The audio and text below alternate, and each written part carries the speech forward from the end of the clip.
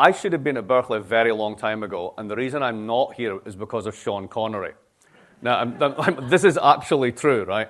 So there was a reference to the Scottish International Educational Trust, right? This is how I did this.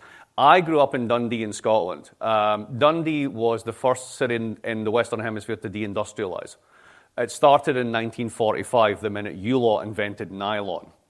Because we had an industry called jute packaging, and the minute you invented it, that was it, it was up. So when I was growing up, it had like unemployment 14%. That was a good year. 15%, that was an okay year. It was a pretty place. And I thought, I'm getting out. So I did, and I went to Glasgow, which was much more fun. And I went to college in Glasgow. And then I thought, I had a brother who lived in San Francisco in 1991, who sadly passed away shortly thereafter. But I went out to see him, and I saw something that no Scotsman had ever seen before, which was sunshine in January. And I arrived, honestly, with like long hair, smoking, leather jacket, but I swear to God, within 3 weeks I had running shoes. It just happened, right? I quit smoking. I thought, I can't go back. This is it. So I threw in my application, and I got into Berkeley, right? But it's a state school. So they said, you can come, but we can't give you any money for the first year. And I was like, crap. So then I'd applied to a couple of other places. I was meant to go to Duke. It was all sorted out. And then at the last minute, I got an offer from Columbia. Now, other strange fact about me, I'm a funk bass player, right? North Carolina or New York, where do you think I want to spend my time? We're done, right? So how am I going to get to Columbia? Because the weird thing about Columbia was they offered to pay my fees, but they didn't give me a stipend. So enter this thing called the Scottish International Educational Trust, right? We've been waiting for you, you're fine. Now, you remember, if it's not Scottish, it's crap. You remember this? It's from Saturday Night Live, right? So literally, Sean Connery in 1971 was the first ever actor to get $1 million for doing a role, which is to come back as 007 in Diamonds Are Forever. And he took the money from that and put it into this thing called the Scottish International Educational Trust. Jackie Stewart, if it's not Scottish, it's crap, right? He was the racing driver who dominated F1 in the 1960s. He took all his money and chucked it in there. And the great thing about educational trusts is so long as you give out a little percentage, you can invest the rest, right? You know how this works, right? So they had this trust, and I wrote to them and said, I got into Columbia, but they didn't give me any money. Can you help me? And they went, sure, here's the profits from Highlander 2. And that's what got me through the first year and a half at Columbia, and that's why I'm not at Berkeley. So close the circle on this, right? When Sean died, I took his place on the trust. Isn't that weird? What am I talking about again? Oh, yeah. Let's do this, I guess, right? A little bit of background on this. I do not talk about democracy. I try not to think about democracy. I find it's hard. I leave that to people who are better at that, called political theorists. I'm a political economist. I focus primarily on sort of the political determinants of how the economy works. So when I was asked to do this, I was a little bit intimidated because it's a bit off my reservation, as they say. So this is very much an experiment in sort of thinking something through, and I want to present it in that spirit. It comes from a couple of conversations. I was saying earlier today to Paul's around? Paul Pearson around? Yeah, at the back, right, great. I was saying to Paul earlier on that I've got a lot of Twitter followers, before Twitter became a total cesspool, by never replying. Right, just tweet out. That's actually the secret, and then thousands of people follow you. It's really weird, right? But every now and again, people would say something, and I'd be like, I just have to reply. And there was maybe about 10 years ago now, this is what prompted the Angrynomics book in part. There's a guy who wrote to me about the so-called great replacement theory, that basically the white working classes are being replaced in all these countries by immigrants, etc. And, I was completely oblivious to this fact, and so on and so forth, and I should admit that it's true, basically. And I thought, let's have a conversation. So I DM'd him, and he got online, and we actually had a chat. And it was really interesting because I said, okay, so why do you think this is the case? And he says, I'll send you a link. And he sends me a link to a document from the UNDP, the UN Development Programme, that apparently is regarded as the Samizdat for this. This proves that the UN are planning the Great Replacement. And I kind of started to explain the UNDP is this thing that was set up to placate lefties at the UN, and nobody pays attention to what they do, and so on and so forth. But clearly that wasn't going to work. So I thought, all right, let me try another approach. So I said, look, just think about the following, mate, right? What's an economy? An economy is nothing more than the number of people, the number of hours worked, and the quality and quantity of stuff you do things with. That's it. That's all there is to it. Now, if you don't have enough kids, then obviously you're either going to have to work more hours or you're going to have to do more with that stuff. That's how it works.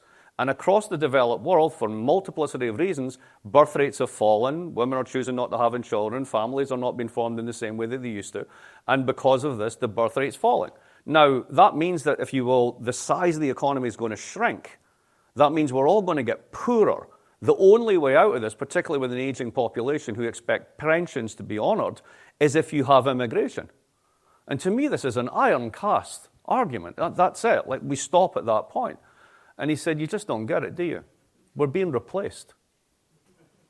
A couple of years later, I'm talking to an ITN news presenter called Andrea Calderwood. She's very interesting. She's a Northern Irish woman who went to Southern Ireland for education and over to London and has been on TV for years. And she started to do these television reports on ITN News that got her quite a lot of trouble from sort of the British left. And she's not a sort of right-wing person by any means, but it was the sensitivity of the topic. And it relates back to that conversation, because what she was talking about was replacement in a different way. And the first example was this. In many cities and small towns in the north of England, the social hub of the community in many ways are different pubs, public houses. Right? That's what you have.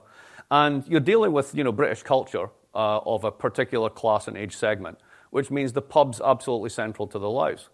But a couple of things are happening. Number one, remember we didn't have enough kids, right? And then the second one is young people don't drink anymore. No. So what's happening is all the pubs are shutting down. The population that has been coming in tend to be Muslim immigrants. They open up sweet shops. So you have a plethora of sweet shops and no pubs. We're being replaced. Right? Now, another example. Down in England, they play this very strange thing called cricket. You might have heard of it, right? Nobody else. The only other people who play cricket are other people who were colonized by England. It's just like, why would you do this? But anyway, it's a really boring game. But in the south of England, as opposed to the north of England, it performs a very important social function, which is all these little villages scattered around London and places like Buckinghamshire, etc. The cricket club is what everybody joins. And you can be totally crap at cricket. You might never even play it. But you pay £50, and that keeps the social institution going, and people meet there, whatever. And when you have weddings, right, you do it at the cricket club. And that means all the money from the village goes through the bar. It basically becomes a kind of like check cashing agency. Everyone gets their social network from it, etc. All the rest of it. That's how it works, right? Guess what starts to happen? Those people begin to age out. You don't have enough young people. They're not playing cricket. Who are playing cricket are the young Asian kids who don't drink. And they're really good at cricket. So what starts to happen is not only do they take over the southern clubs, the financing model begins to shift because they're getting it over the bar no longer works. So they start to get sponsorship on their shirts from local Asian businesses, right? Meanwhile, up in the north, where the funding model is still there, that basically produces crap cricket teams. What we have in the south are elite players on totally different financing models. We're being replaced. My point is, economics is always received through a cultural lens. What we do as economists and political economists, we talk about things like the rate of inflation. And we tell you things like, oh, no, we've got the numbers. We've done the numbers on this. It's fine. It's going down. And you go to the supermarket and go, are you crazy? Because what you look at is the price level, and the price level never shifts down.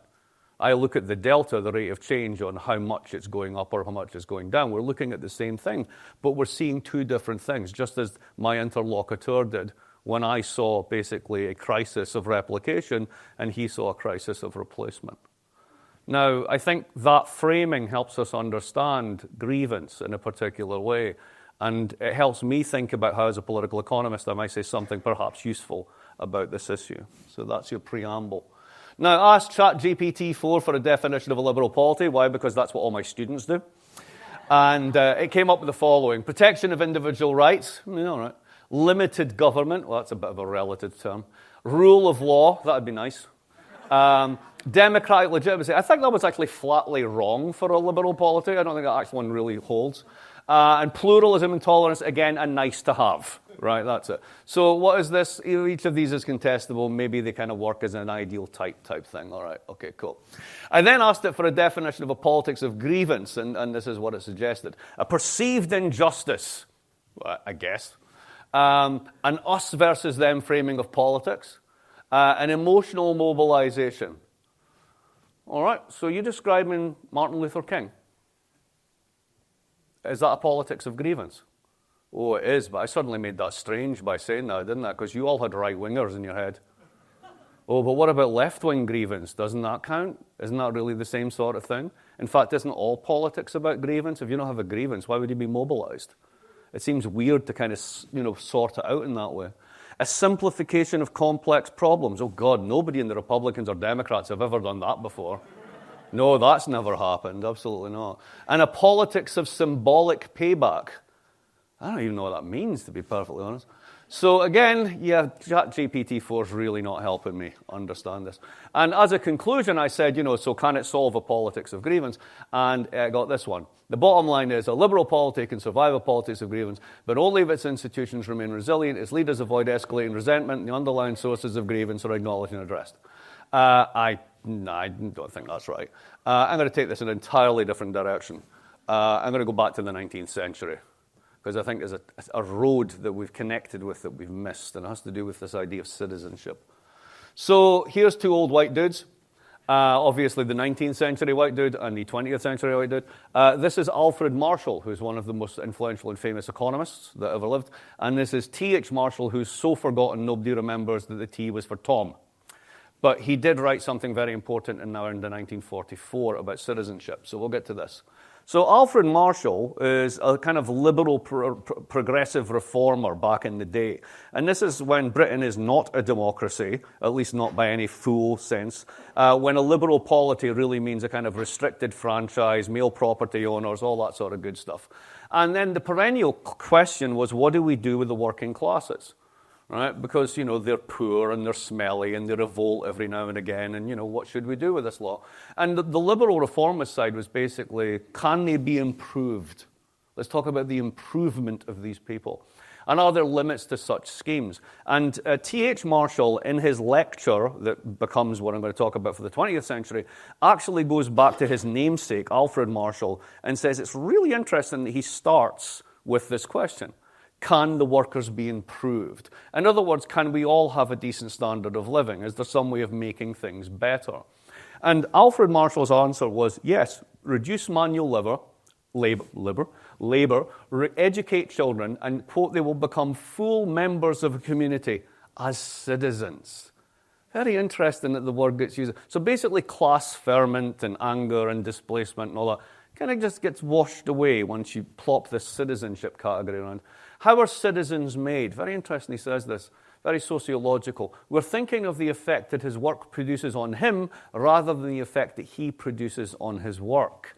In other words, his work becomes less manual and more cerebral. The nature of the worker changes. And over time, class differences persist but become manageable as a shared notion of citizenship emerges as the distinction between manual and non-manual erodes. Citizenship then becomes the social glue that binds members of the liberal polity together despite class differences. And I read that and I thought, that is 19th century liberal wish fulfillment. Because ultimately it's trying to wish away the realities, if you will, of conflict and class, simply by drowning everyone in a bucket of common citizenship. So what it does is it accepts class conflict but views it as a question of individual bootstrapping. You too can move from the manual to the non-manual and become a decent human being. You can work your way out of poverty into the citizenry. If any of this sounds contemporaneous, it's because it is. Once there, we're all individuals bound by a shared identification with the nation, and class conflict evaporates. And distinction, natural inequality, but remains, but is kind of legitimated and domesticated. So, given that inauspicious beginning, why does his namesake, some 50 years later, pick up this very theme and try and turn it into something else? Well, the first one is what happened in the 20s and the 30s. Because rather than sort of liberalism and the individual triumphing, World War I was just a complete catastrophe. And the 20s and 30s was the high point of very angry, vicious exclusionary nationalism, a hierarchical, racial, like all forms of just bad wrapped around that concept. So if you can't really sort of approach the nation in this moment and you're trying to rebuild after the Second World War, what are you going to do? You can't go back to the individual. Just like going back to the gold standard was bust. You're not going to go back to the 19th century. What's the way to go forward? You couldn't do it through race. You couldn't do it through hierarchy. Führerprinzip, and all that had been completely delegitimated in the war. So you needed a kind of post-liberal conception of identity that allows for group identity that still doesn't make class primordial, because that would be giving into the Marxists. Now, again, is this liberal wish fulfillment, or is there something more to this? Now, we're familiar in many ways with T.H. Marshall's essay, even if we've only heard about it or read about fragments of it, as this kind of telos of citizenship. And I want to suggest that the reason he did this was a kind of post-war rebuild of liberal subjectivity, trying to rehabilitate the concept of the liberal, but embed it into sort of a set of broader social structures. So the telos is, in the 18th century, you get civil rights. First of all, the rights of person, habeas corpus, etc., freedom of speech, property rights, etc. The 19th century, you get the emergence of political rights on top of those civil rights, rights of representation, representative institutions. And the 20th century, the culmination of all this is the emergence of social rights, rights to things rather than freedom from, positive liberty, access to public goods. The classic is that all dovetails in the welfare state is the end of history. That becomes basically the story. And here's a nice, interesting quote here, and I want to just inflect on one part of it. By the social element, I mean the whole range from the right to a modicum of economic welfare and security to the right to share in the social heritage and to live the life of a civilized being according to the standards prevailing in the society. Most people focus on the welfare stuff, not the heritage and standards bit. I want to press on that and see where it goes. Was citizenship rather than welfare a forgotten core principle of the post-war settlement? And I want to suggest that it was, and explain why that's tied into a world in which economic growth is relatively evenly distributed. And when that fails, that conception of citizenship fails, and the one that we have now, that we have evolved into over the past 30 years, is very different from this conception of citizenship. We don't really think it through, but I want to show why that's the case. And then at the end, I want to suggest why the types of rights-based citizenship claims that we make these days are incredibly fragile in the current moment. And I want to suggest that in a way, where Marshall was going is where we perhaps need to go now to answer the question of set. Some quotes to suggest this. This is from Marshall's essay. Citizenship requires a bond of a different kind, a direct sense of community membership based upon loyalty to a civilization, which is a common possession. It's a very old sentiment, but there's a very straightforward collective plea that this is not about individuals. This is about the fact that you are part of this historically constituted community. There is obviously the welfare component. For this to work, what matters is a great deal of enrichment of the concrete substance of civilized right, a generalized reduction in risk and insecurity, an equalization between the more and less fortunate, between the healthy, the sick, the unemployed, the employed, the old, the active, the bachelor, and the father of a large family. But here, shortly after, rights have been multiplied and they are precise. The corresponding duty is the right and duty to pay taxes and insurance contributions. Education and military service are also compulsory. And of paramount importance is the duty to work. It's not about what you get. It's about what you put in. It's a citizenship based upon contribution. The post-war settlement wasn't just a welfare state. It was a post-liberal and involuntary motion of citizenship that set the boundaries of community through mutual obligation, through duties as well as rights. In such a world, the politics of grievance is hard to mobilize because of the encompassing nature of the coalition. Basically, everyone's in, unless, like African Americans until the 60s, you're deliberately excluded as part of that enterprise. And robust citizenship evacuates the space for a politics of grievance. So let's call the rights that go with this form of citizenship contributory rights, because it's about what you give, what you put in, that constitutes the body politic. They come with duties of provision and are contribution as public goods. They're earned and created by acts of an active citizenry. They're universalist, at least in their aspiration, and yet nationalist in their application. They apply to a specific people in a specific geography, which at that moment is uncontested in a way that hasn't been true for a while. They take the political community and the economy to be coterminous with the nation state, with citizenship as the binding identity, with the community being encompassing rather than exclusionary. Now, let's call this way of thinking a rights regime, a particular way of structuring rights in a polity. That's embedded in a welfare state. You see this in his appeals to the welfare state in the way this history is usually told. But it also rests upon a particular version of a national economy where economic growth is widely shared. Shared growth is what anchors citizenship because it gives us a claim to common fates. If it's not shared, we don't share the same possible set of destinies. And once you do that, once you break that, you break a common notion of citizenship.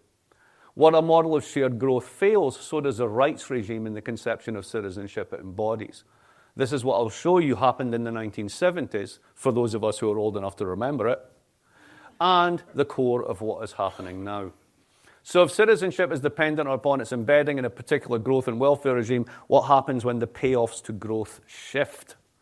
Well, what you get is a new and more contested conception of rights and citizenship. Wonderful, very boring, but very smart book by a guy called Matthias Schmelzer about growth. So when you go into a sort of economics of growth class, the first thing you see is the hockey stick graph, which is time versus growth, and it's flat, flat, flat, flat, flat, flat, flat, 5,000 years, and it does this. And that's why we're all rich. Right? And total fact, indisputable, right? But we didn't know that's what was happening. Schmelzer's point is really interesting, the oddity of growth. If you look into the memoirs of the political elites in Europe and the United States in the 1940s and 1950s, none of them were talking about growth. You will not find that word there. In fact, most of them who were old enough to remember World War I and World War II were just desperately hoping they could get back to around 1938 and maybe hold it there. The notion that we would all be driving our own cars and buying our own houses never entered their head. It was unprecedented. And if you think about one of the canonical models of post-war economics, the solo growth model, it's kind of written into it because although the kind of Keynesian economics that's associated with this period is one whereby public policy and demand management can push the frontiers of the economy and employ more people and so on and so forth, it doesn't imply ever up. It doesn't imply continual growth in that sense. And the solo model, which basically says you have a certain amount of population, you have a certain amount of technology, you put it together as the capital stock, you get stuck, and then somebody has a technological revolution and you get the next one, kind of suggests stuck most of the time rather than perpetual growth. Growthmanship was made up in the Kennedy administration. It was basically a legitimating rationale that came out of the Council of Economic Advisors in the early 1960s, this idea that we could all rush for growth, as they called it. And when they took this to Europe in 1961 to a conference at the OECD in Paris, all the collected finance ministers of Europe thought the Americans had lost their mind, that we could have perpetual growth. This was insane. Not because of environmental limits or anything, but because no one had ever framed it that way. But when you do frame it this way, if we can have not just onwards and upwards and ever growing economy, if that growth is equitably shared, you do get to kind of where Marshall wanted to be, the original one, which is we can all be our own individuals and do whatever we want, and class distinctions really don't matter because we're all rich. It's a nice vision. Growth became the salve of class conflict and the stabilizer of citizenship, only for it to begin to fail just 10 years later in the 1970s. So there's some growth indices, basically compound average growth rates, Western Europe, North America, Japan, always lower, but nonetheless. What did we had? We had what economists call wage-led growth with positive productivity shocks. You paid high wages. You paid for the high wages with ever-increasing productivity improvements. That then kept the capital-labor ratio steady. Then you moved on. You produced higher wages. You did more productivity. You kept going. This is what produced what the French call le 30 glorieuses, the 30 glorious years. It's what the Germans called the Wirtschaftswunder, the economic miracle. And it's what the Italians, because they're always best at doing this, called Il boom. It's perfect, isn't it? It's like a little Fiat 500. Il boom. Right. We had, rather than globalized and open economies, insulated national economies, whereby you could target full employment as a policy variable because capital couldn't exit. You had localized Fordist production, whereby everybody made cars, you mainly sold it to your own people, occasionally you bought a French one, then it broke down, right? But it was mainly a sort of relatively closed economy. You had big unions and you had big capital, and they basically agreed not to kill each other, and things went on quite well for a while. Labour was able to do this because it had hold-up power, because basically capital had very limited exit options. And that was kind of the secret sauce of that period of equitable growth, because you had to share it, because if you didn't, they'd go on strike and they'd shut you down. So you might as well get with the program. But there was a bit of a problem with this, and it was a guy called Mikhail Koletsky who figured this out in a 7-page article in 1943. But if you run a full employment economy for a considerable period of time, two things happen. The dumbest person in your firm can leave work at 12 o'clock and get a more highly paid job at 4. And if you're running the American economy in the late 60s, when you've got 500,000 people in the field in Vietnam, 2 million in support roles, you're fighting the entire thing off budget, no taxes have been raised for this, you're going to end up with incredibly tight labor markets, and you're going to start to generate inflationary pressures. And that's exactly what began to happen. Also at this point, because of those pressures, the ratios between the capital and labor, basically how much owners take home of profits versus how much workers take home of profits, shifted to an all-time high. By 1963, it was 65% in terms of labor. Today, it's fallen by 12 points. That's the big reversal that we see, the rise in inequality. Why is that? Because 95% of us have wage income, 5% of us have capital income. So that 10% shift against that 5% is absolutely massive. This is when business goes on the offensive. It generates inflation, which is a tax on profits. If you expect as an investor to get 5% real and inflation goes to 6%, you might as well take it around the back of the house and use it as kindling. You're losing money. So you don't. So you stop investing. And as you stop investing and unemployment goes up, you get that phenomenon called stagflation that characterized the period. And then we got a big problem, because while you could have any one of these little economies making their own cars and making their own fridges, what happens when some of them get really good at it and start exporting their stuff to everybody else? The Germans, the Japanese. Suddenly you can't all do the same game because there's too much stuff basically being made, and it destabilizes the system. If you think, for example, about Detroit in 1978, they're still making the equivalent of Soviet main battle tanks as cars, only they just didn't have the gun turret on the top, and Japan's showing up with the Toyota Tercel. You just get your ass kicked, right? So capital finally gets its exits. Why? First through right-to-work states, and then out to Mexico, and then through NAFTA, and then finally out to China and global. Once you've got the exits, you don't have any hold-up power. Union membership declines from 30% of the workforce to 9% of the workforce, and the wage share collapses along with it. The economy goes global, but labor stays local. That's the important part. That's why this is about citizenship. This is about belonging. It's about that story of replacement. The thing that makes us rich is gone. We're left behind. Wages shrink as the capital-labor share reverses. You get a shift, economists call the shift to profit-led growth regimes. Labor becomes a cost to be minimized. Export-led and consumption-led growth models based on credit. Everyone gets a credit card, etc. really begins to take over.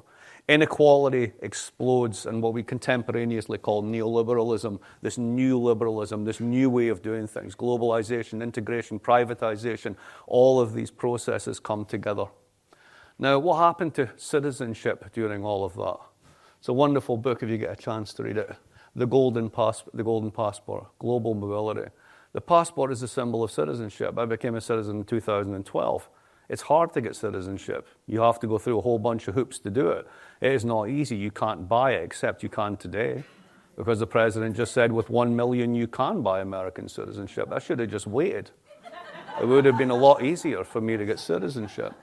It's because in this type of world, citizenship becomes transactional. You remember when they still had magazines in the back of airlines, and you would open it up and it'd be like St. Kitts and Nevis, where you could buy your citizenship to avoid taxes? It's purely transactional. Duties become liabilities to be avoided. Why should I serve in the military? Why should I be the one that has to pay taxes? Segregation by wealth accelerates. Mutual obligations are denied. Rights become neoliberalized and privatized. What the political scientist Jacob Hacker has called the great risk shift. You now have the right to save for your own pension. Isn't that good? You have the right to look after your own long-term memory care. You don't have the money for that? Should have invested in Bitcoin. That's on you. Rights become gifts of the legislature or private goods rather than contributory. Marion Foucard is here. Is she here? Is she here? She's meant to be here. There she is. She sent me a paper today, which is now this slide, because I think it fits perfectly into it. So not just because of economic shifts, because of technological shifts, what becomes our conceptions of citizenship really gets scrambled. We now these days hear claims to financial citizenship, that you can be a citizen because you're financially included. Not got any money? Damn, but you can still be included because ultimately you've all got ratings that say what kind of person you are. Do you have a 680 score? Do you have a 615 score? Are you a 580? Are you bankable? We're now doing moral worth through rankings. Digital citizenship. Do you have a smartphone? Do you have a Facebook account? Because if you don't, the participation tax for being an American rises dramatically. When you're meant to put your CV online, when you're meant to do the stuff you're meant to do online, when you claim your Social Security online, if you're not part of that conversation, and all of that's meant to be free, but the cost of it is your internet, the cost of it is you have to buy a cell phone, a smartphone.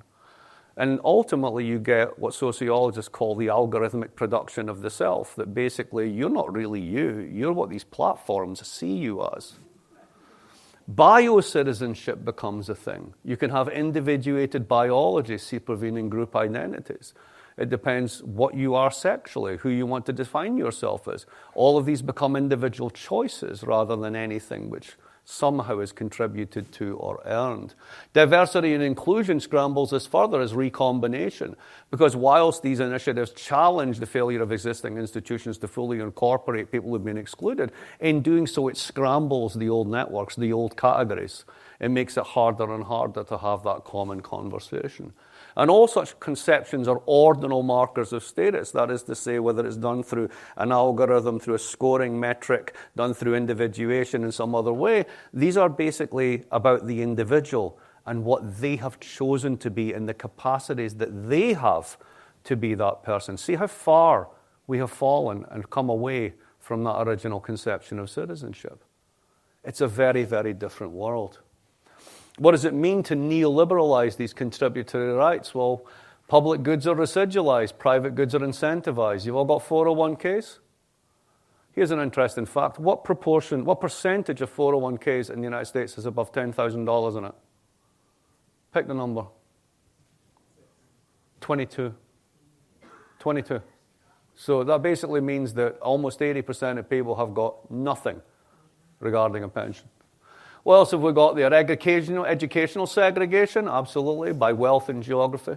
Joint contributions are abandoned. The historian Stephen Ambrose made the very powerful point that one of the main things that made it possible for Harry Truman to desegregate the military was the fact that the military was one of the few places where white Yankees got together with black Southerners. And they had to communicate, and they had to cooperate. And once you take that away and make that an option, those people are never going to meet, they're never going to mix. They lead those segregated, separate lives. Life chances are individualized and treated as investment options. One of my colleagues at Brown is a very successful economist who has a book called The Family Firm. And it's about running your family as a business and how you should have a spreadsheet for everything and identify your goals and build up your credit scores. And it's all really good sound advice, but it makes me want to shoot myself. Because I don't want to be that person. And I don't think most people actually do. And it also links us to a world where how do we differentiate ourselves from each other? Through what we consume. There's no discussion of the ends of things. We're not doing it for any grand purpose. We shop till we drop. We do retail therapy.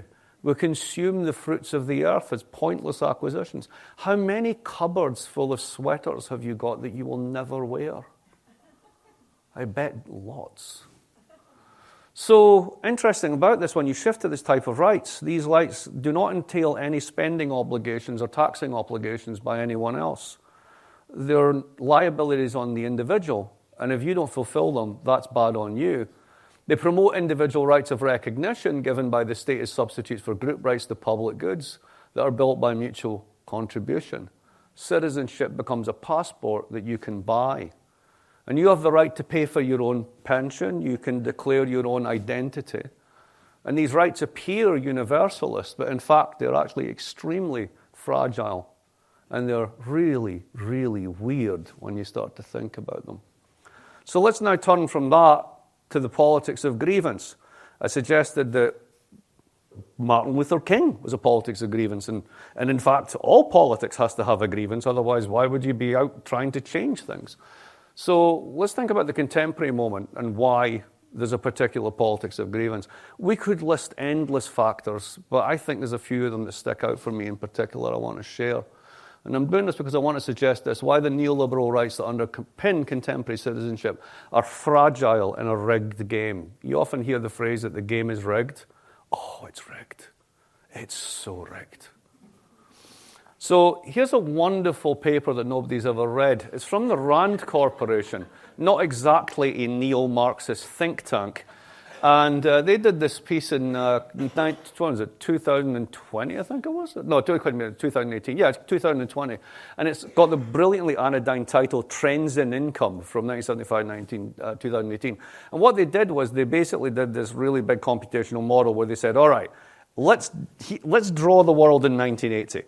Now, let's imagine we didn't do any of the stuff we did. We kept it exactly the same. No tax changes, no benefit changes, no regulation changes, and then let's run the economy forward and see what happens. So what happens is they did, under wage-led growth, the good days, right? GDP growth and income tracked. And around 1973, they began to split off. After 1975, income growth outside the top 10% fell below GDP growth, which meant that the top 10% kept going and everybody else started to decline in real terms. The bottom 90% lost in constant dollars $2.9 trillion in income due to that inequality skew. That's not the big number. The total amount that went up and never trickled down is $47 trillion. Let's think about that number for a minute. If you try and spend $1 a second, it takes you something like 31,700 years to get through $1 trillion. I mean, it's literally a meaningless number. And this has gone up to literally a few 100,000 people. And it never came back down.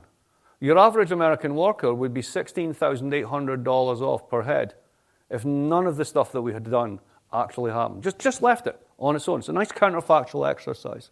What it tells you about rights? It tells you the rights and obligations of the 90% versus the 10% are now completely different. Because they took it all of it. One realization, growth is no longer a national property. This is a paper I did that I got more and more surprised by the more we're doing the research. And basically shows the following. We talk about growth as something that happens in national economies. What's the American growth rate? Is the American economy growing, right? Well, when you actually basically divide the globe into 40,000 squares, it turns out growth only happens in 3,500 microregions, which don't really correspond to national borders. They correspond to big cities on coasts. That's pretty much how it works. Less than 1% of the globe provided 50% of all growth. 2000 to 2019, US average growth is 12.5K, but 1,400 US microregions had negative growth over that period. You want to know where MAGA comes from? That's it. Right there, look no further. Let's talk about the UK. 34% of UK gross domestic product is Greater London. Only Greater London produces GVA, gross value added. The rest of the country lives on transfers. Amsterdam and Paris are the same, 33% for each. Dublin is 50% of Irish GDP. Everybody else lives off of transfers. What does this mean? It means that geographical optionality of the top 10% eliminates the need for mutual national obligation. If you are in the 10% and you live in one of these cities, you actually live an entirely different life from the rest of the people in your country. And it means that the knowledge economy, the supposed, it's all about skills and knowledge, right? It's a giant grievance machine because we can't all live in those cities and contribute to that economy. One blog post, there's a guy called Mike Green, super interesting quant finance guy, has a Substack called Yes, I Give a Fig, right? So highly recommend that you subscribe to it. And he went super viral over the past 2 weeks because he's a quant finance guy. So when you say he can't do sums, he takes you out behind the woodshed and just teaches you. You just don't tell this guy he can't count. That's really fun to watch in action. So what he did was he said, and this is a summary from ChatGPT, the comments on Michael Green's proposal to set the poverty line for the US at $140,000 for a family of 4 reveal a broad consensus that the current poverty line of $32,000 is unrealistically low. Many commentators agree that Green's figures, while higher, reflects the true cost of living in many parts of the US, especially urban areas, where all the growth is. Really important, right? They highlight significant expenses of housing, healthcare, childcare, and education, which make it difficult for families to maintain a middle-class lifestyle. Critics of Green proposals, such as the American Enterprise Institute, are seen as out of touch with the economic realities faced by many Americans. Overall, the discussion underscores the need for a re-evaluation of poverty metrics to better reflect contemporary living costs. This one ChatGPT got right. A few highlights from what Mike did. Basically, Mike talks about the cost of participation. What are participation tickets for the United States? How much does it cost to get into the fun park and play on all the rides, right? So, and his answer is $136,000. Why? Because if you are actually poor at $36,000, your downside is capped. You actually get welfare. You actually get social housing. It's not great. You don't want to be there, but you don't fall any further. The minute you go up to $45,000, you lose Medicaid. The minute you go up to $65,000 and you have kids, you need another $30,000 for childcare. Add taxes into that as your income goes up, and you have zero disposable income if you have 2 kids and live in an urban area until you hit $120,000.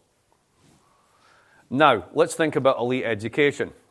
Why do we pay so much for places like, not so much Berkeley, because it's a state school, but Brown and Harvard and Yale and Princeton? Because what you're doing is you're moving your kids from a game of chance to a game of caste. It's about buying the network. It's about buying access to the places where the employers come to you. You don't send them a CV. And you are guaranteed one of those very remunerative but diminishing in number jobs that's right at the top.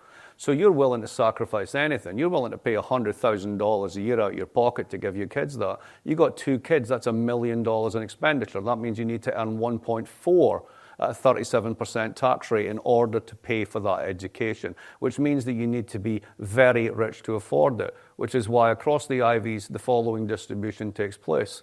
If you take it into quintiles, 20 percentages, 4% come from the bottom 20 in terms of students, to come from the bottom 20%. 15% come from the bottom 40%. 11% come from up to the 60th percentile. There are 33 to 34% from the top 1%. There are more people in the top 1% in these schools than are from the bottom 60. That has always been true. That's not new. It's just become politically relevant. Society no longer generates common life chances. Taxes are for suckers. One letter, the K-shaped economy. There it is. The upper arm, which you see on this bit here, yeah, right? Sectors, companies, assets, and people that benefit from the recovery and are in many cases wealthier than before the pandemic. This includes investors in technology stocks, big tech companies, luxury sectors, high-income professionals, and asset owners. Lower arm, sectors, small businesses, and people that continue to decline even as the overall economy appears to improve. Examples include low-wage service workers, small businesses, and many middle-class and lower-class income households. So that's the upper arm, that's the lower arm. Here's the finger. It's an 80-20 split. 20%'s on the upper arm in terms of the population, 80%'s on the lower arm. If these guys in the 20% stop spending, the whole thing falls apart. This is super fragile. And then one index to finish it off. You all remember the inflation of the past few years? This is the best piece that was written on it. It was written by a guy who's a journalist by the name of John Otters, who used to be at the FT, went to Bloomberg, went back to the FT. Now, the way that the Fed calculates the inflation rate, the CPI, is basically they track 80,000 prices month to month. They drop things out because we no longer use CDs and we use cloud storage, so you have to figure out how you value one versus the other. It's all very complex, and they actually do a very good job, and it's very hard. I'm not saying it's rigged. It's not rigged. This is not rigged. Here's the bit that's weird. You want to take out things that are too volatile. Why do you want to take out things that are too volatile? Well, because they're volatile. Like, strawberries are really cheap in the height of summer, really expensive in winter. We don't eat that many strawberries. Take it out. It's not going to tell you. You want to get to the core rate. Funny thing is, when you start to do this, it gets weird, because if you live in the bottom 20%, 40%, or 60%, you spend most of your income on consumption. That means that you are hit by inflation. I'll give you an example of this. Does anyone here shop in Whole Foods? Come on, you can admit it. Right. You are impervious to inflation because you have been paying 30% more than you should for your groceries for the past 10 years. So if it went up by another 10%, you'd never know. It's as simple as that, right? Now, for everybody who's shopping at Dollar General, it's a very different story. And 60% of what they expend their consumption goods on are rent and food. When you add fuel costs into that, you get almost everything that they have to spend. So inflation wasn't the thing that people rebelled against governments all over the world for. It was one last bloody thing on top of everything else that had been happening for almost a generation. This is why there's a politics of grievance. You strip out the food and the fuel, and rental costs are also highly volatile, and you get that disconnect that the papers were very puzzled over a few years ago, where, well, we economists know that the inflation rate's now 3.7%, but people are misguided, and they seem to think that inflation's still rising. No, you were right. We were mansplaining the shit out of their experience, because the price level went up, and it never went down, and it keeps going up. Because all the stuff that we actually should be measuring, that's really important for normal people to live their lives, we take it out because it's too volatile. Think about that. That's why I wrote this book a few years ago. This is Angrynomics, the effect generated when most people in a country believe that the economy no longer benefits them. That's why we get this. That's a politics of grievance. Now, how do you stop all this? It's a bloody hard one. Here's something that happened in Britain recently. They started to put up English flags all over England. Everywhere. All over the place. Now, was it the alt-right? Some of it. Was it suspicious that basically suddenly they had 1 million English flags to put up everywhere? A bit. But no more suspicious than the fact that whenever you have a rally, the Socialist Workers' Party turned up with billboards that were perfectly printed. And it was like, who the fuck pays for these? Because nobody buys the newspapers. So, early example of astroturfing.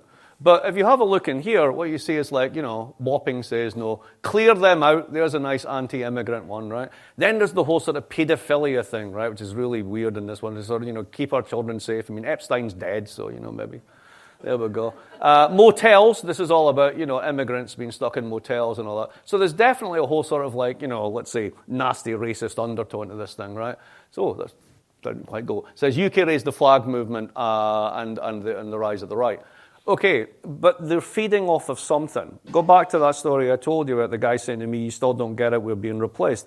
The fact that your cricket club is now completely different from what you remember and you're no longer welcome there, or feel welcome there. There's a lack of community, a lack of connection, for all the reasons that I've said to do with these big economic changes.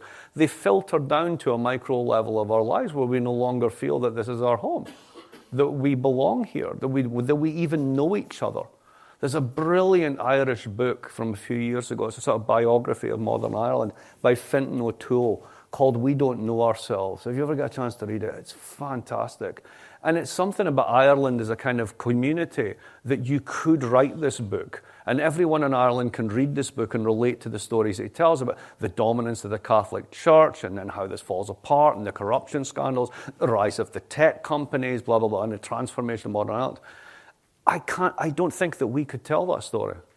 I don't think there's a common story that we share anymore that someone could write down in that book. because our life chances and life experiences have become so different and so variegated. How do you put the life of someone who's an early tech investor who lives in a billionaire tower in New York and flies around the world and has 4 different passports into the same optic as someone who can barely afford to send their kid to the state school? Well, what do they actually have in common? And what that breeds is an anomie, an emptiness, a lack that the right fill in with these symbols and with this anger. But it doesn't really have to be that way.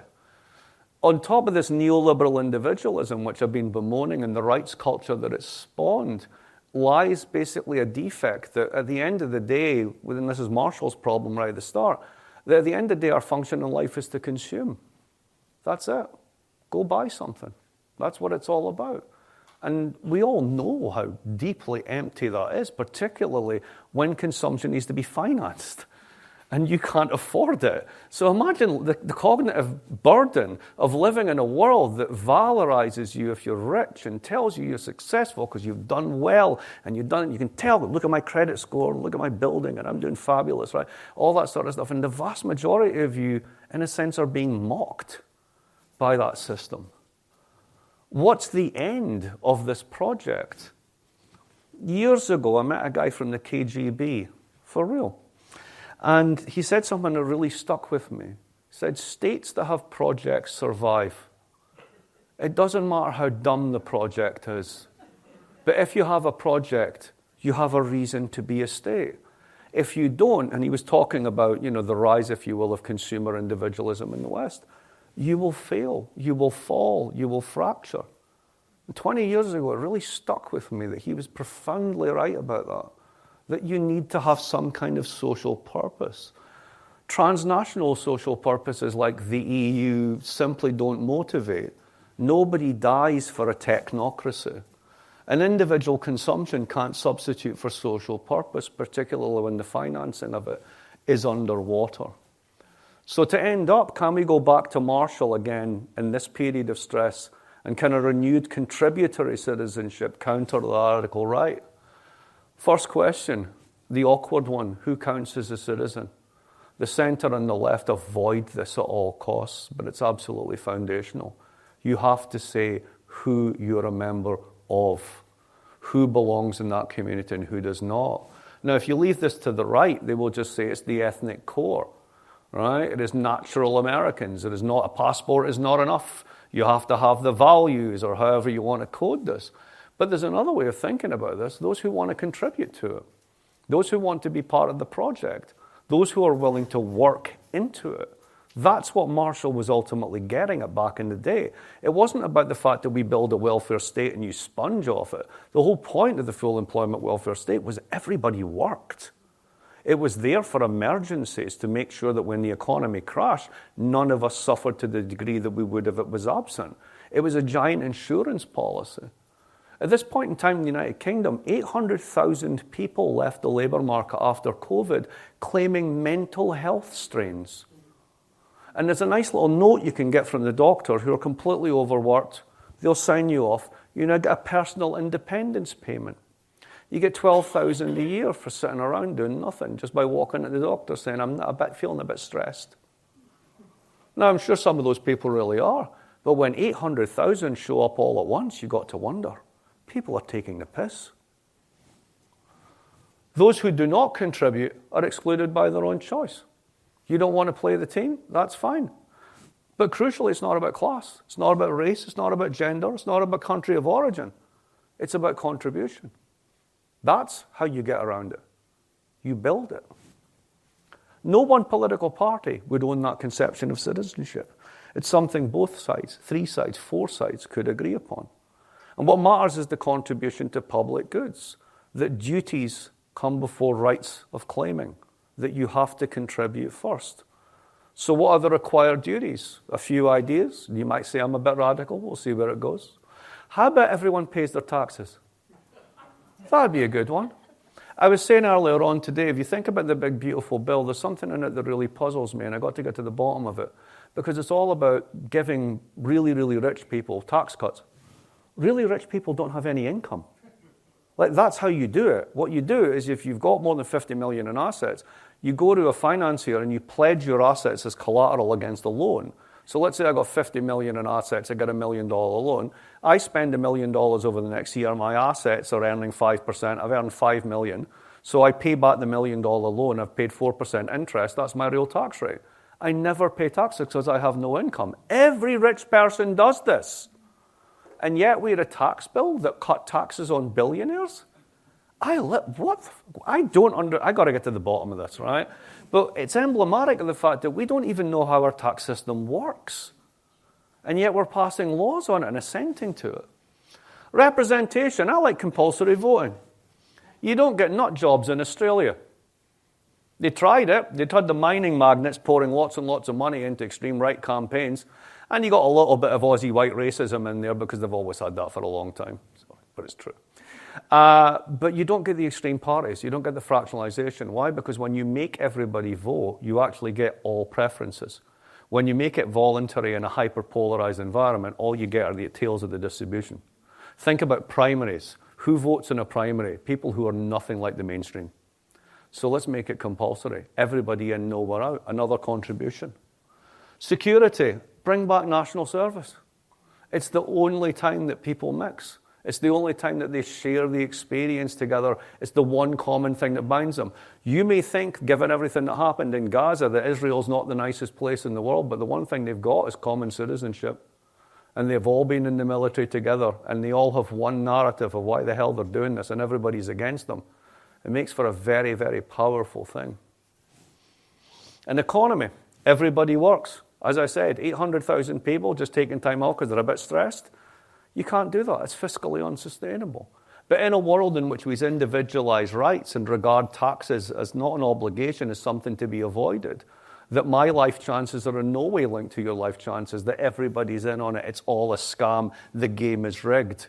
That's what you end up with. So what should the state do to foster such a model of citizenship? This is the question of having a project. Here's my suggested project. Build community. Start by ending all the tax advantages for private education and revitalize the state education sector. Everybody in, nobody out. Build community. Build a ton of houses. It's so important. If you can do that, you can change so much. You do skills for that. You do HVAC, electrical, plumbing. You do all the things that allow you to build green. That does decarbonization. This increases labor mobility. And then you keep them on the state's balance sheet as assets.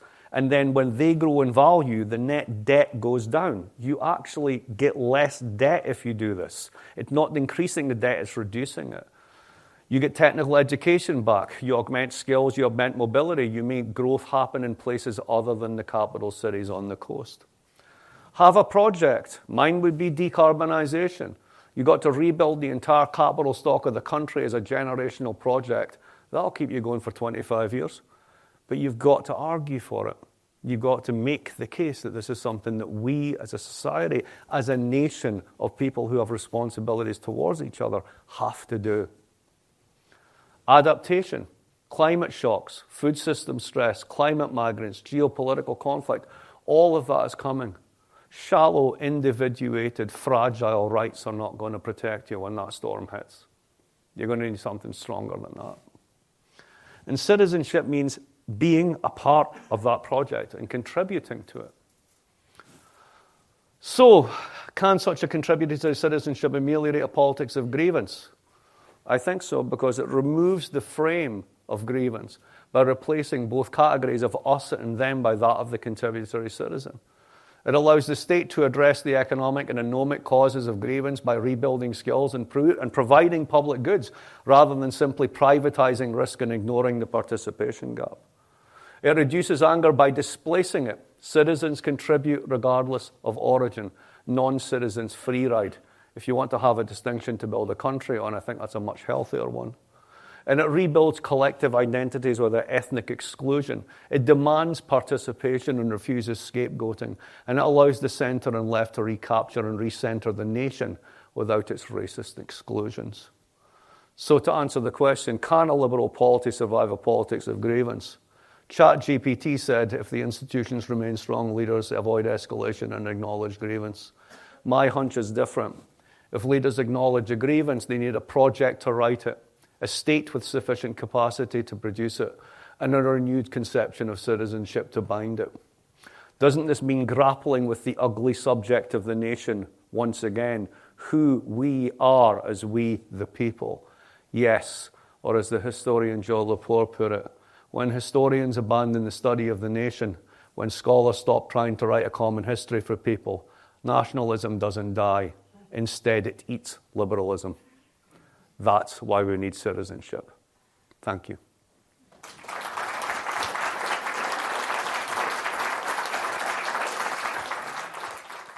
Evidence for what you were saying was the first debate between Donald Trump and Hillary Clinton when Hillary was trying to catch him on saying he never released his taxes because he's probably not paying any taxes.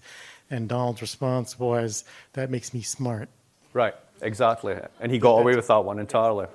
Yeah. And another one on that one, but let's put it on the other one. This is Hillary's line about the deplorables. Right? Once you basically say 40% of the people who are my fellow citizens are deplorables, you're done. There's no way back. You can't do that. You are, whether you like it or not, tied into a common fate. And what we've been doing is to deny that and trying to individuate our way out of that by becoming individually wealthy if collectively poor.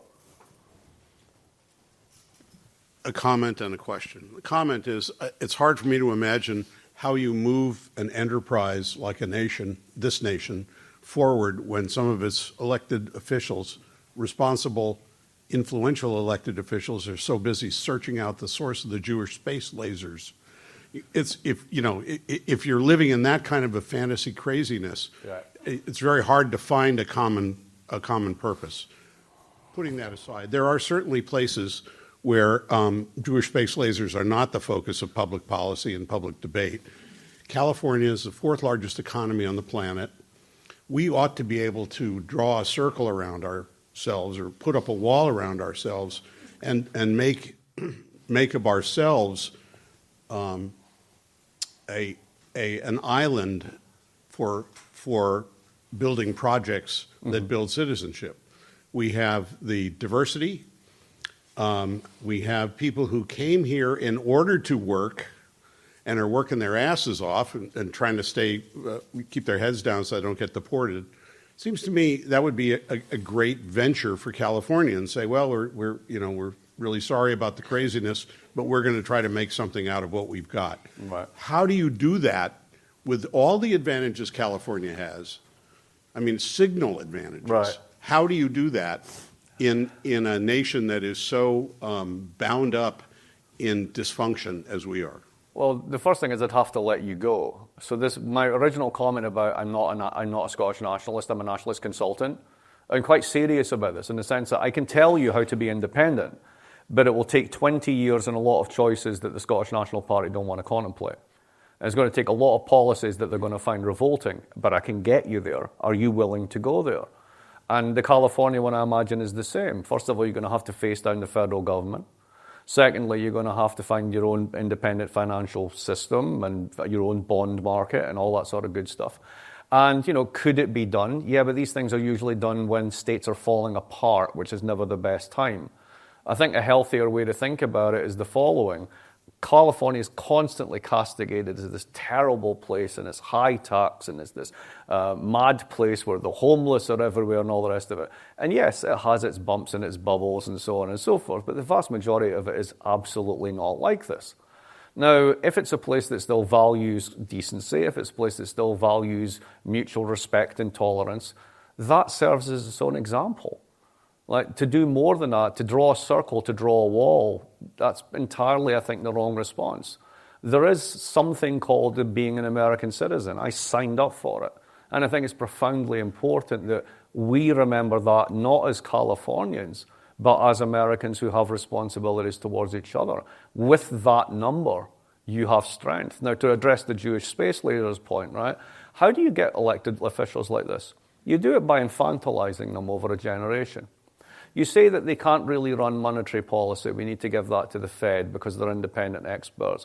They can't really do tax policy because they'll just spend like drunken sailors. So we need to put a pay for on everything. We need to make sure that the lobbyists are in there to make sure that they get all the policies that they want. And we need to have a broken campaign finance system to make sure that, essentially we can keep that system going as much as we want.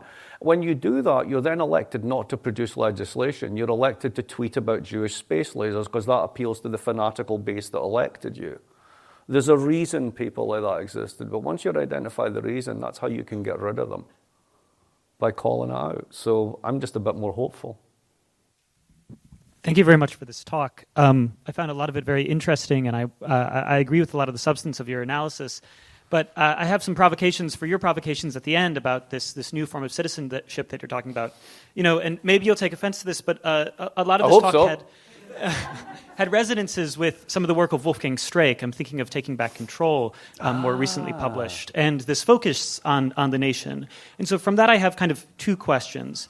The first is, what about the global economy? You're talking about, the need to reconsider kind of the nation state. If you're looking at the growth regime in 1945 and 1975, you're talking about national economies and not this interdependence of globalization. Yeah. And you brought up an example of a place that has committed to kind of a national identity and has done that, for one, through compulsory military service. Israel, right, it's got comparative advantage in arms development and other things as well. How do you build up independent national economic areas when there are comparative advantages, and this doesn't result in a zero-sum world of little regions that are dominating each other, as we see Israel do? And the second question is, when you're bringing up this, a notion of citizenship dependent on contribution, who counts, right? And you had two different examples. You have perhaps the freeloaders who are claiming they have mental health so that they don't have to work.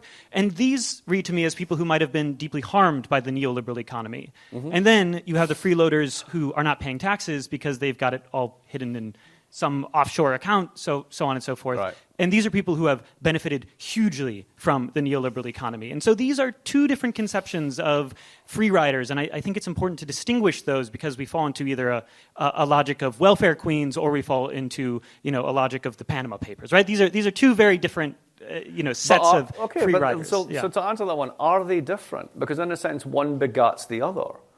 If all the money's in Panama, then you have a terrible welfare system which allows people to fall through the cracks and develop systemic mental illnesses. The two of them are absolutely related. But at the same time, the idea that there aren't people who are taking advantage of this is ridiculous. And if we fail to crack down on that, then people lose faith in the system and think the entire system is corrupt. And they're the only people who are paying taxes, which is true. So unfortunately, you kind of have to do both. I like the Streeck analogy. I didn't think I was on the same path, but you might be right, and that disturbs me. But the other way of thinking about it is the following. That world of, let's say, deglobalization is already here. Right? If you look at trade statistics, they're at 97% of where they were in 2007, but it's shifted. It's all in Southeast Asia. Right? The Trans-Pacific trade is massively collapsed. Transatlantic is not what it used to be. Cross-border FDI is down by a third. Cross-border M&A is down by 40%. We're already deglobalizing. It's just a question of how you adapt to that. And a smart adaptation strategy would be have one where the citizens of a country are aware that that's what's happening, and they need to have strategies of adaptation for that, which would necessitate states with politicians that actually address problems rather than invent Jewish space laders. So I think there's a way in which this is going to, it's the great line from the Lord of the Rings, war is upon you, whether you wish it or not, right? This shit's coming, and the sort of the forms of governance and performative governance that we have are completely unsuited to dealing with it. So one way or another, I think we're going to end up with that world. To me, it's like, what would it look like to have a sort of a much more enriched participatory version of the world where we can mutually insure each other in a credible way. And I'm not wedded to this. Like I said, I'm well out of my comfort zone. But it occurs to me that unless we start talking about something other than anybody who's on the right who talks about migration is a racist, it's just a losing card. We're done. We need to have a positive answer. and I'm just trying to find one. I love where you take us as a possibility, but I'm trying to think of how you get from where we are now, where this incredible distrust of government and this idea of being a citizen of the nation and contributing, very kind of JFK in a lot of ways, right? And the only time I can think of when the country really does that is when there's an external enemy and a huge war. And I'm not particularly excited about that. So I'm wondering if you see some other way to get from where we are now to that vision without a huge common enemy that unites us. So on the one hand, I think it's worse than you think, and on the one hand, I think it's better than you think. So I am struck by the fact, I've lived here for 34 years now, and the United States at a federal level can't get anything done unless it has an external enemy. Iraq just wasn't up for it, right? It wasn't a really good one. Nobody could get too shit excited about Afghanistan, but we still managed. Or Venezuela, right? Exactly. So China's a big one, right? And then before that was the Soviet Union. Some of us who are old enough to remember when Japan was the thing? There was a whole 8-year-long Japan's going to own the world thing. That was a good laugh.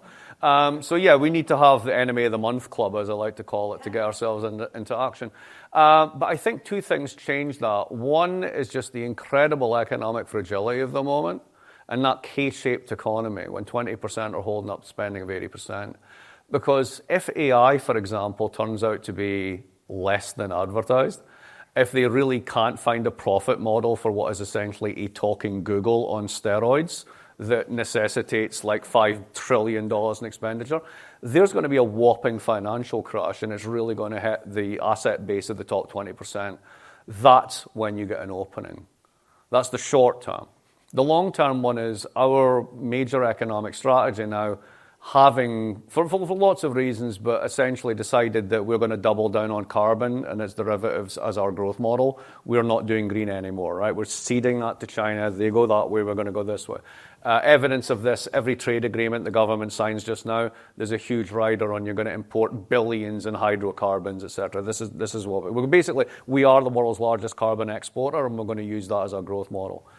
IEA estimates, and this is without Chinese EV ramp-ups that we've seen recently, peak automotive gasoline by about 2033.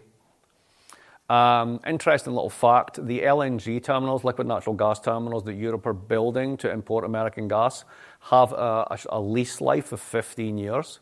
The contracts for import are 30. Oh, isn't that telling? Isn't that a good one, right? I'm short in your front end in your deliveries, right? Europe doesn't know how to do it, but it is serious about basically doing decarbonization, and China, that's their growth model. So within 10 years, we're going to have a bust national growth model after a financial bust. That's when you get a chance to change. That's the moment. But it's not as bad as a war, but it's still shit. So there you go.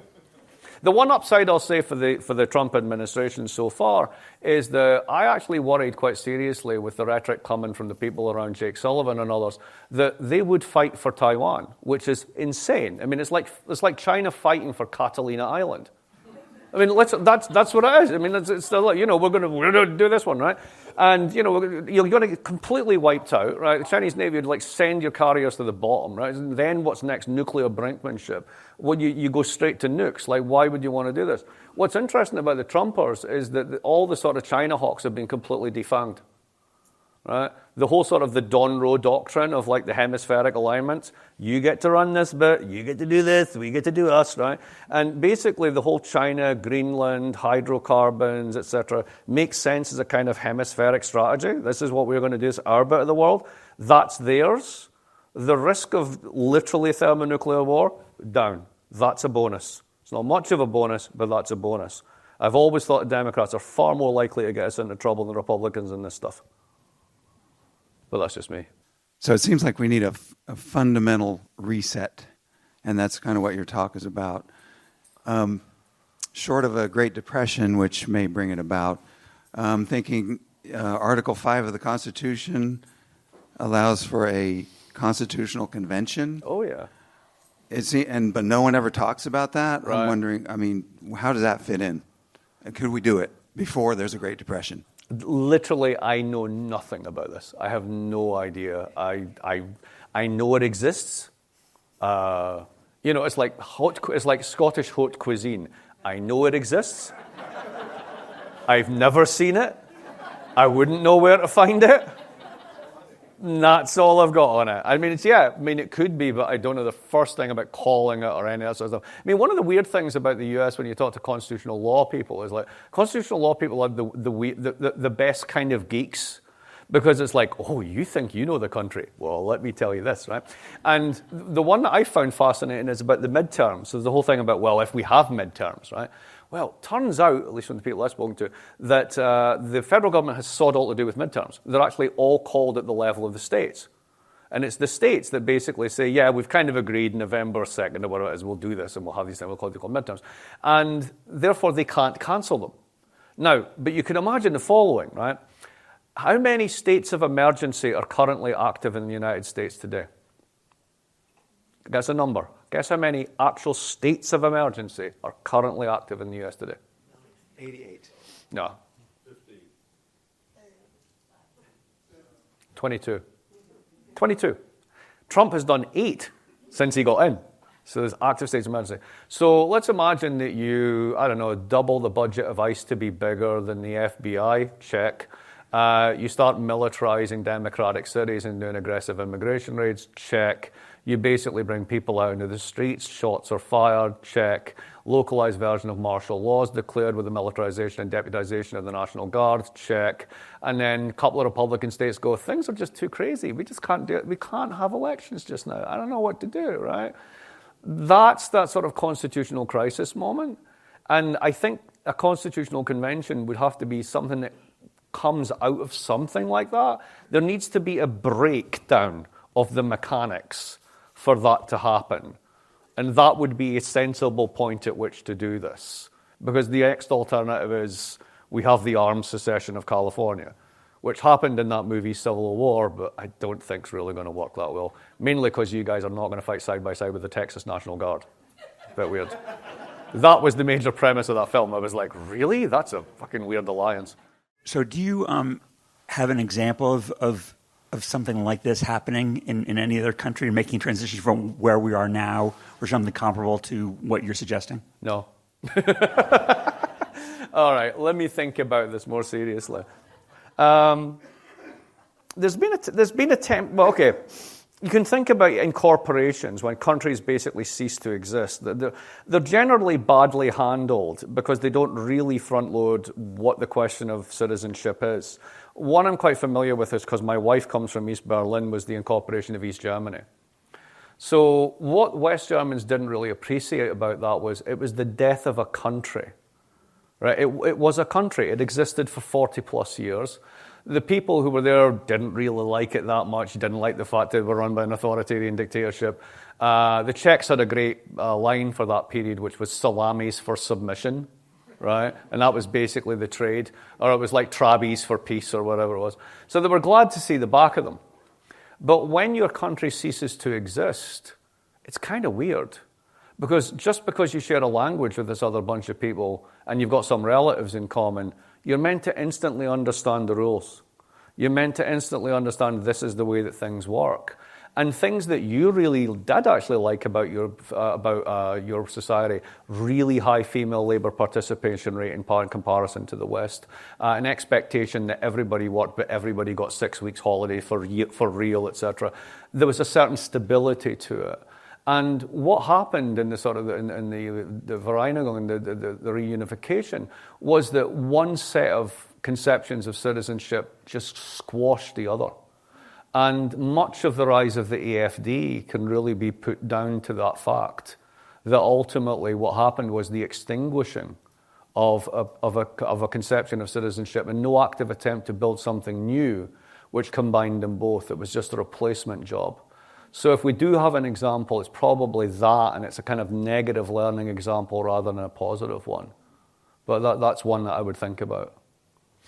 Gentleman behind you, yes. Thank you. To save the least for last. So I found your overall argument very convincing, but my knee-jerk reaction was kind of to recoil in the fact that I'm a reformed international lawyer. I worked at the UN for a while, and it seems to me your prescription is a return to like a strong form of national identity politics, which all the attendant possibilities that incurs, right? And my initial reaction was, well, that will just engender even more global inequality, and the type of global inequality that is already rampant now, but become even more increased if we tend to the global north, as it were, like retreated to its borders. So I was wondering what your politics would be for a type of what Bruno Latour would say is a globalization plus that actually recognizes difference and celebrates it and actually engages in some sort of distribution in a global cosmopolitan way, or is that even possible? Or do we have to return to our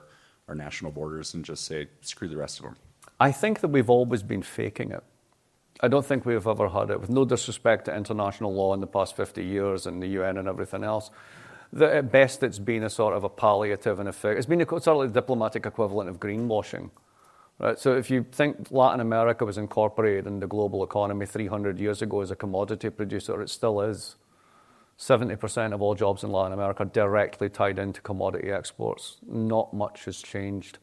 The politics of those countries is, if you think about Bolsonaro versus the left, is basically urban modernizers against agricultural elites who depend on exports. I mean, that's the history of those countries.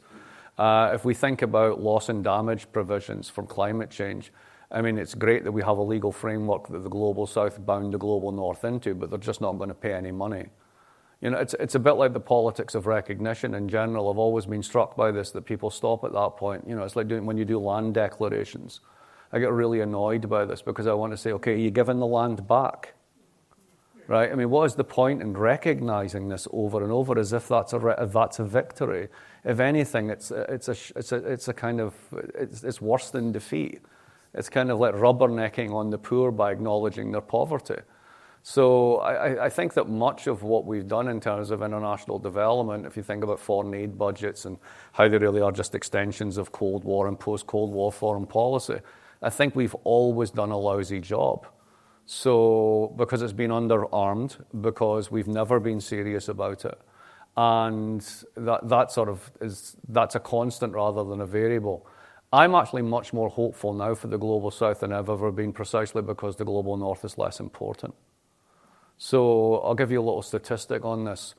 2 years ago, I had a graduate student, a Chinese graduate student, worked in environmental sciences, and he's half Malay, so Chinese-Malay mix. So he went to Malaysia and started to build a database of Chinese investment into Malaysia, which apparently people hadn't really done. And we gave him some money, and he went to Vietnam as well, and then he worked with some other people who were working in Indonesia. And they put together this one-of-a-kind database, which we then gave to the Johns Hopkins Climate Lab people and so on and so forth. And what they figured out was that over the past 2 years, China's FDI into these countries is bigger than the Marshall Plan. We haven't even noticed. We're talking about the bullshit tariffs that we charge on Christmas toys, and that's going on in the global south.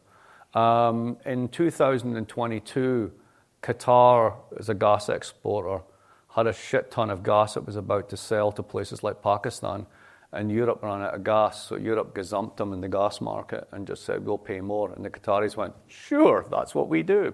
And they basically gave all that gas to Europe. In response, the Pakistani grid failed. So what did the Pakistanis do? They basically imported millions upon millions of Chinese panels, not because of government procurement, because they individually decided they'd had enough of this bullshit. And now 20 to 30% of the Pakistani grid runs completely independent of the national grid. They built distributed solar. The same thing's happening in Kenya. When you think about the number one constraint of international politics, it's not diplomacy, it's the current account. Every other country needs to earn dollars to import the things that we get to print to import what we want. And the number one constraint on that is oil. Why is China doubling down on green tech? Because if it does, it doesn't have to worry about the Straits of Malacca anymore, or oil, or dollars, or any of that stuff. And if every global south country can get rid of its current account constraint and ease it, its cost of capital and borrowing gets much better. Its ability to actually fund development gets much better. That, to me, is far more important than anything that the global north sort of like growth splains to itself about how the world actually runs. I'm very hopeful for the rest of humanity. It's us that's got a bit of a problem.